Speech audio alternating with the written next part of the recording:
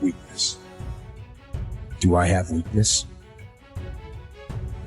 I am nothing but weakness. I'm not naturally strong or fast or flexible. I'm certainly not the smartest person in the world. I get emotional over stupid things. I eat the wrong foods. I don't sleep enough. I procrastinate and I waste time. I care too much about meaningless things and not enough about important things. My ego is too big. My mind is too small, often trapped inside itself. Now, all that being said, I have to say, a person's strength is often their biggest weakness, but their weaknesses can become strengths. Success, guys, a very, very lonely road, man. Along that road, you're not going to see too many friends. You see your shadow most often. You got to trust in the heart of hearts. Decide what you're doing, what you believe in is worthy cause to win the fight.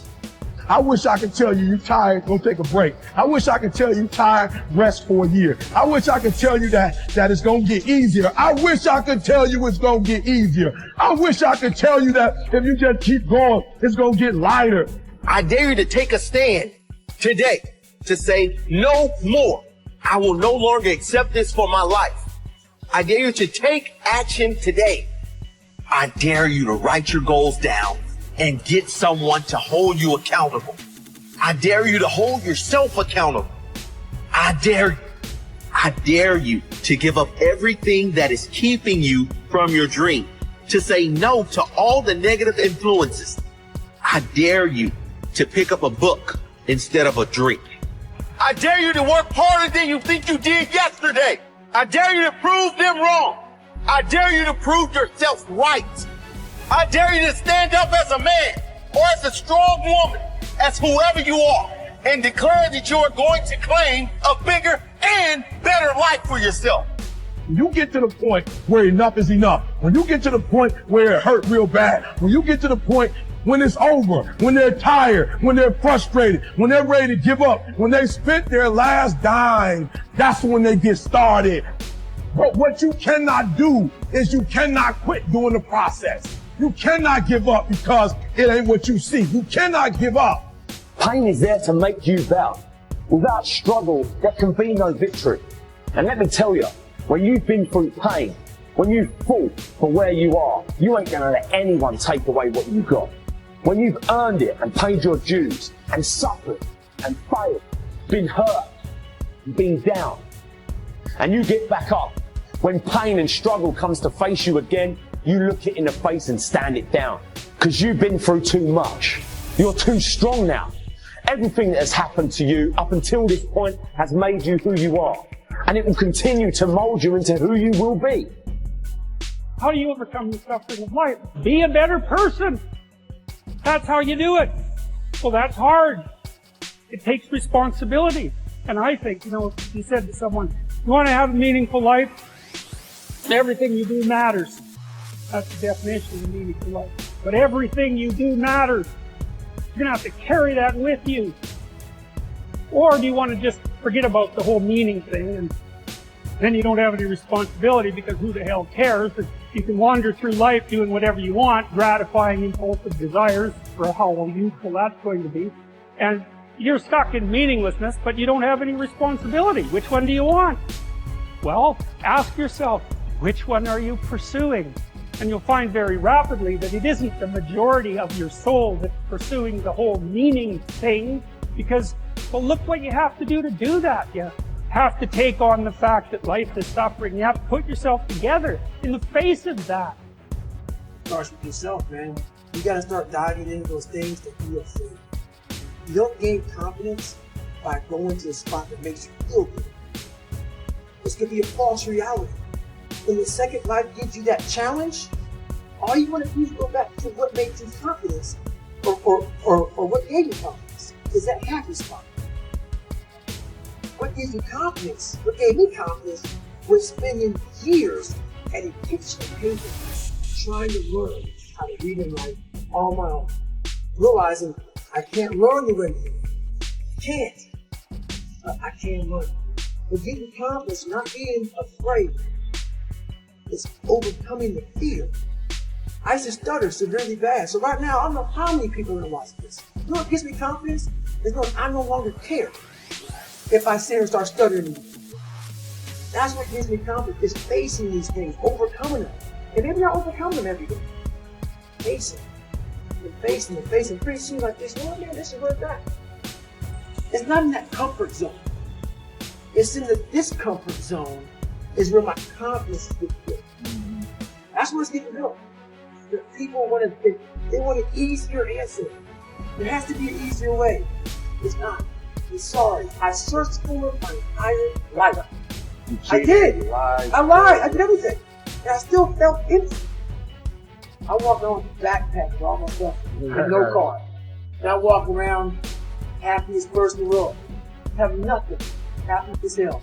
It's because I found out the whole key to life. It's not in all that. You have to face yourself. So many people live to be 100 years old and they die miserable, having everything, because they never examined. I call it my live autopsy. You never examine this. Happiness, peace, enlightenment, it's all up here, man. It's all up here. And when I start talking like this to a man, no, it's the truth, man. It's all up here. You just gotta go and face it. And that's the hard part. Attitude is a reflection, a result of a person's will. It is incalculably powerful. It can bring about marvelous results for us, but we need to train it patiently, day by day. Now let's talk about the attitudes of people who are successful. The top 5% of the people who go sailing through life from one success to another and who, even when they fail at something, shrug it off and head right out again. No matter who the person is or what he does, men and women in sales, business executives, people in all the professions, wives and mothers, students, top people in the armed forces, public servants, men and women in the service of religion, working men and women in all fields of endeavor, wherever you find a person doing an outstanding job and getting outstanding results, you will find a person with the right kind of attitude. These people take the attitude toward themselves that they can accomplish what they set out to accomplish, that there's no good reason on earth why they can't be competent, successful. They have a healthy attitude toward themselves and, as a result, toward life and the things they want to accomplish. And because of this, they achieve some remarkable things, and they come to be called successful, outstanding, brilliant, lucky, and a lot of other things. They're quite frequently no more brilliant or outstanding than the majority of the people by whom they're surrounded. But they did develop the right attitude, and they found their accomplishments not too difficult, and many times surprisingly easy, simply because it seems that so few are really trying, really believe in themselves. Successful people come in all shapes and sizes and in widely varying degrees of intelligence, background, and so on. But they all have one thing in common. They expect more good out of life than bad. They expect to succeed more than they fail. If you want something worthwhile, take the attitude that there are a lot more reasons why you can have it than there are that you cannot, and set out to earn it. Go after it, work at it, ask for it, and 9 times out of 10, you will get it. Our environment is really a mirror of our mental attitude. If we don't like our environment, we have to change our attitude first. Your ability and willingness to discipline yourself to accept personal responsibility for your life are essential to happiness, health, success, achievement, and personal leadership. Accepting responsibility is one of the hardest of all disciplines, but without it, no success is possible. The failure to accept responsibility and the attempt to foist responsibility for things in your life that make you unhappy onto other people, institutions, and situations completely distort cause and effect, undermine your character, weaken your resolve, and diminish your humanity. They lead to making endless excuses. There is a direct relationship between the acceptance of responsibility and the amount of personal control you feel you have over your life. This means that the more you accept responsibility, the greater sense of control you experience. There is also a direct relationship between the amount of control you feel you have and how positive you feel.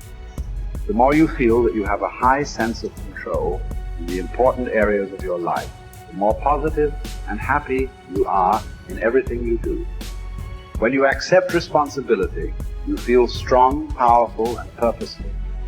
Accepting responsibility eliminates the negative emotions that rob you of happiness and contentment.